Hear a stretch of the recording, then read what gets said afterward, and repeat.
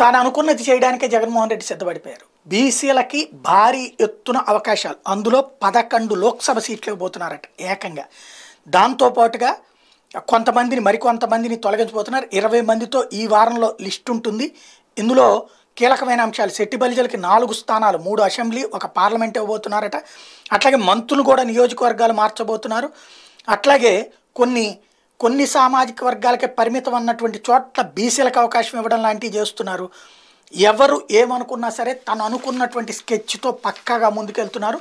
BC, SC, ST, minority ఈ కాంబినేషన్ని ప్రధానంగా తీసుకుంటున్నారు. కాపు సామాజిక వర్గంలో శెట్టి బలిజ, ఇతర తెగలకు సంబంధించినటువంటి వాళ్ళని, ఒంటరి ఇట్లాంటి వాళ్ళందరినీ కలుపుకుని తీసుకువెళ్ళేటువంటి ప్రయత్నం చేస్తున్నారు.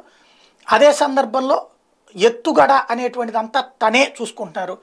మీరందరూ వదిలేసేయండి అని ఎవరు కావాలని అడగట్లేదు. ఆయన కూడా ఎవరికి కూడా చెప్పట్లేదు.